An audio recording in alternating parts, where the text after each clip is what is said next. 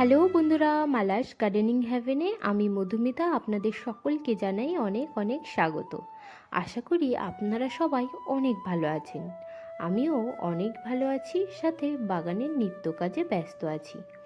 আজকে আপনাদের সাথে শেয়ার করব সাইকাস প্লান্টের বিষয়ে। সাইকাস প্লান্ট লাগাবার পদ্ধতি, সাইকাস প্লান্টে কী ধরনের খাবার দেবেন, কী ধরনের পরিচর্যা করবেন, সে সমস্তটাই।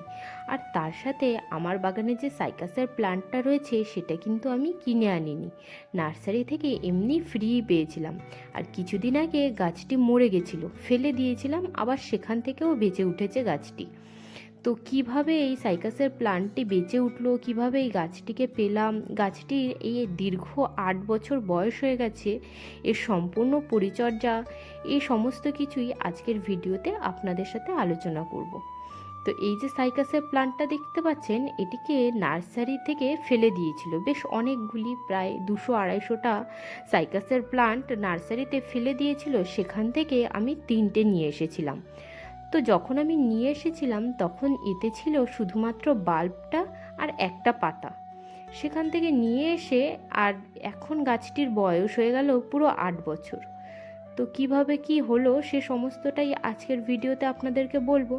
তার আগে চলুন, রান্নাঘর থেকে নিয়ে এসেছিলাম বেশ কিছু সবজির খোসা, সেগুলোকে শুকোতে দিয়ে দিই। সবজির খোসা থেকে খুব ভালো সার তৈরি হয়, আর যাদের কাছে মাটি অনেক কম আছে তারা কিন্তু এই সবজির খোসা দিয়ে গ্রো ব্যাগ বা টব ভালোভাবেই ভরতে পারেন। আর এদিকে দেখুন, গাছ লাগাবার জন্য এই যে বেশ কিছু পেঁয়াজের খোসা আজকে দোকান থেকে চেয়ে নিয়ে এসেছি। আর এই যে দেখতে পাচ্ছেন সবজির খোসা আর একটুখানি সর্ষের খোল ভিজিয়ে রেখেছিলাম, এর মধ্যেই দিয়ে দেব এই পেঁয়াজের খোসাগুলো। পেঁয়াজের খোসার মধ্যে প্রচুর পরিমাণে নাইট্রোজেন আর পটাশিয়াম থাকে। এই পটাশিয়াম কিন্তু যে কোনো গাছের একটি খুবই প্রয়োজনীয় খাদ্য।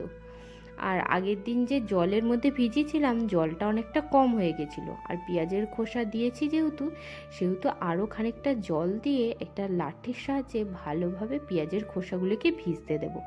এইভাবে আরও 3 দিন যখন এটা ভিজে যাবে, তখন এটি গাছে দেওয়ার জন্য পুরো তৈরি হয়ে যাবে। এখান থেকে ছেঁকে লিকুইড সারটিকে বার করে নেব, নিয়ে সমস্ত গাছে দেব। তো সেটা আপনাদের সাথে পরে একটি ভিডিওতে আলোচনা করে নেব। আর তার আগে দেখুন, এই যে গাছটা দেখতে পাচ্ছেন, এটি হচ্ছে এবছরের সবথেকে পুরনো গাঁদা ফুলের গাছ। গাঁদা ফুলের গাছটা এখন অনেকখানি বয়স হয়ে গেছে। যতই আমি একে এখন খাবার দিই, এই কিন্তু খুব ভালো গ্রোথ হবে না আর প্রচুর ফুল আসবে না। এখনও দেখতে পেলেন 2-4টে কুঁড়ি রয়েছে, তা থাকা সত্ত্বেও আজকে টব থেকে বার করে নিলাম গাছটিকে।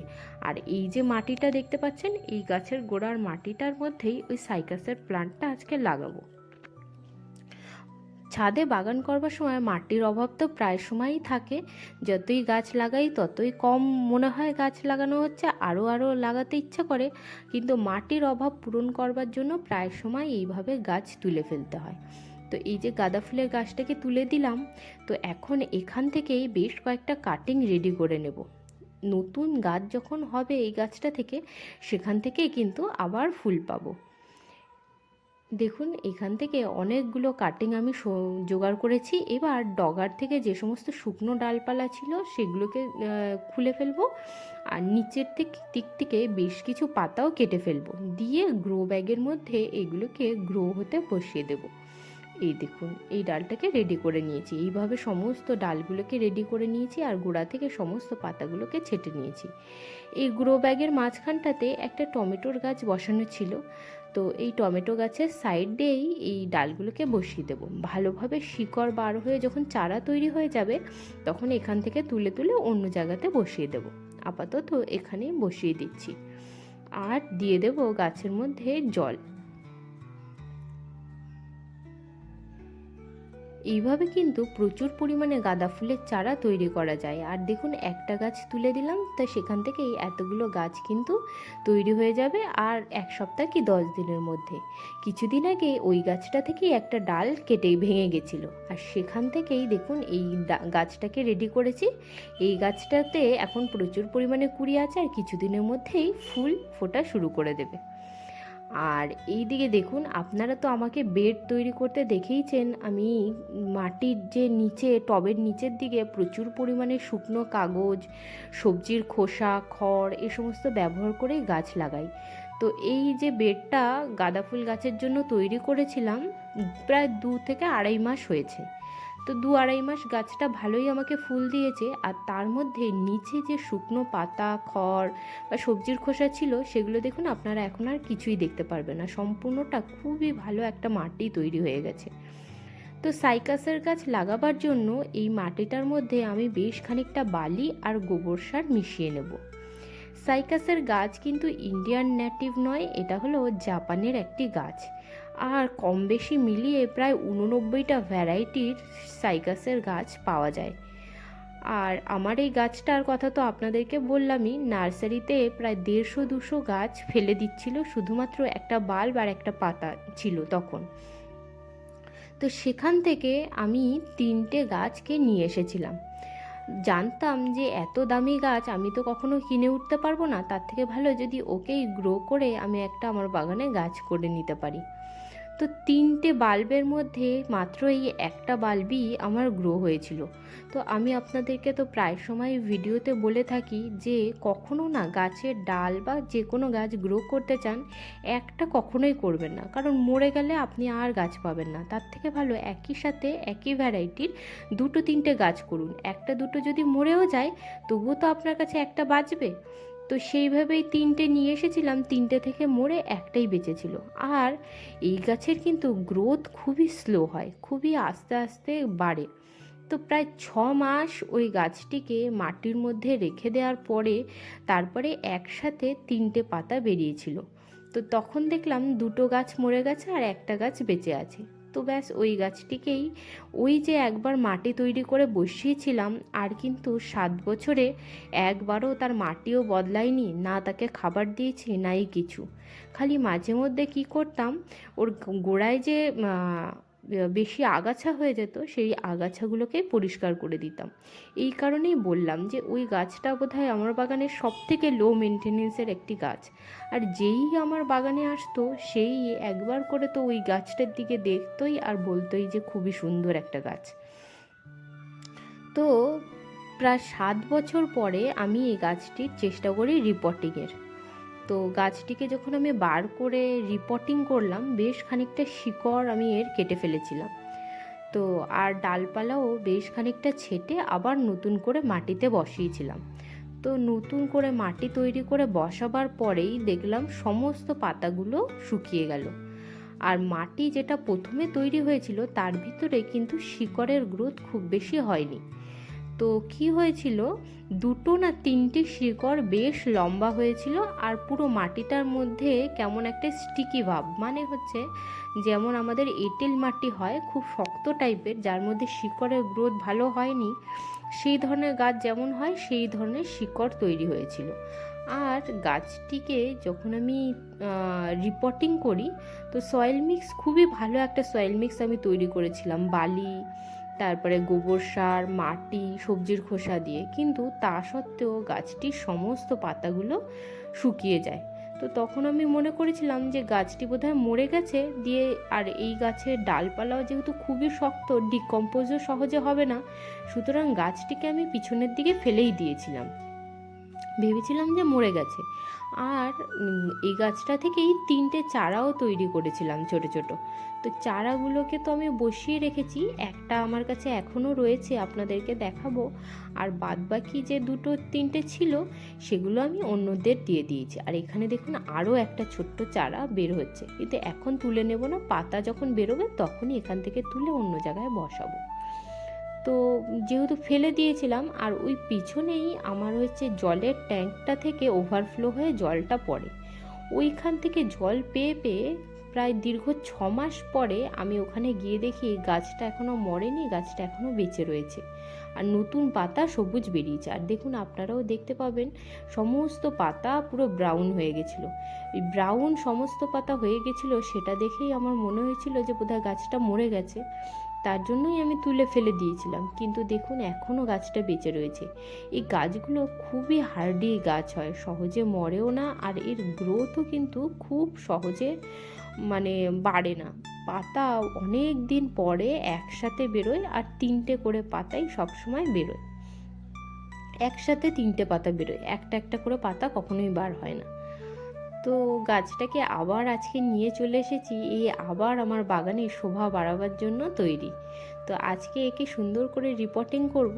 তো নিচের দিকে যে কটা শিকড় দেখলাম মরে গেছে, সেই শিকড়গুলিকে হাত দিয়ে যতখানি সম্ভব পরিষ্কার করে নিয়েছি, আর এই শুকনো ডাল যে কটা রয়েছে সেগুলোকেও একদমই কেটে ফেলবো, দিয়ে সুন্দর করে মাটির মধ্যে বসাবো।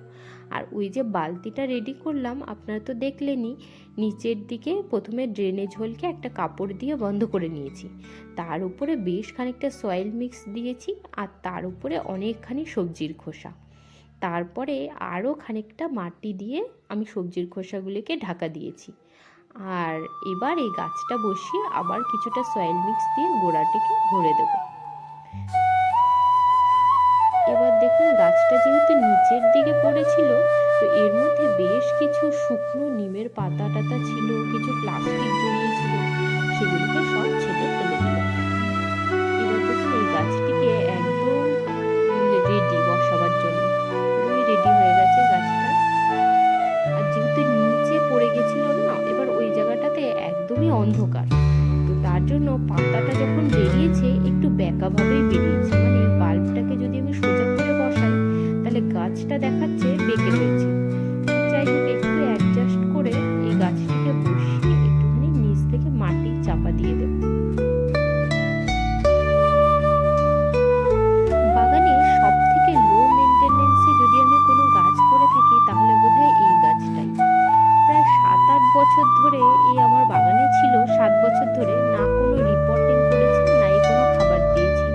মাঝে মধ্যে হয়তো আমি ওই সবজি খোসা পচা যে জলটা দিই সেই জলটাই দিয়েছি, না এর গোড়া খুঁচিয়েছি নাই কিছু, খালি মাঝে মধ্যে একটুখানি আগাছা যদি হতো তাহলে তাকে আগাছাগুলোকে সরিয়ে দিতাম।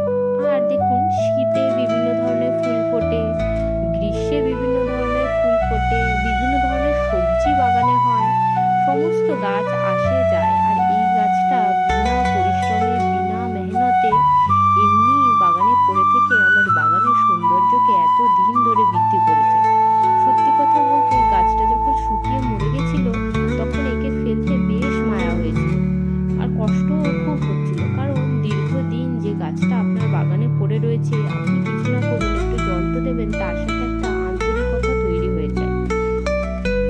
তো সেই আন্তরিকতা থেকে এই গাছটি যখন শুকিয়ে গেছিল তখন কিন্তু বেশ কষ্ট হয়েছিল, কিন্তু তখন মনে করেছিলাম যে যে ছোট একটা চারা তৈরি হয়েছে সেটা তো আছে, তাকে দিয়েই না হয় এবার আবার একটা নতুন গাছ তৈরি করে নেব। তো গাছটিকে ফেলে দিয়ে তারপরে এই কিছুদিন আগে যখন নিচে গিয়ে দেখি গাছটা বেঁচে আছে আর নতুন পাতা বেরিয়েছে, তার যে কি আনন্দ আমি আপনাদেরকে সেই আনন্দের কথা বলে বোঝাতে পারবো না। খুবই আনন্দ হয়েছিল এই গাছটিকে বেঁচে থাকতে দেখে।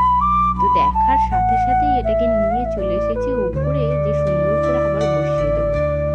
তো দেখুন গাছটিকে বসিয়ে দিয়ে জল দিয়ে দিয়েছি, এবার কিছুদিন রেখে দেবো ছায়া জায়গাতে, তারপরে রেখে দেবো রোদ্দুরে।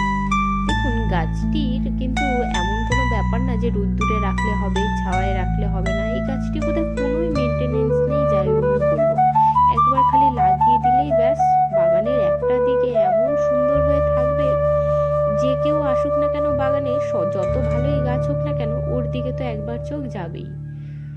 তো এই যে দেখুন গাছটা, এই গাছটা আমি নিয়ে এসে লাগিয়েছিলাম, আবার এখান থেকে 3টে চারা হয়েছিল, 3টে না 4টে চারা হয়েছিল, 2টো তো আমি দুজনকে দিয়ে দিয়েছি, আর একটা আমার বাগানে এখনো রয়েছে। আর এই যে পিছনে এইখানেই আমি শুকনো ডালপালা বেশ কিছু পিছনের দিকে ফেলে রাখি, তো ওখান থেকেই এই গাছটিকে নিয়ে এসেছি।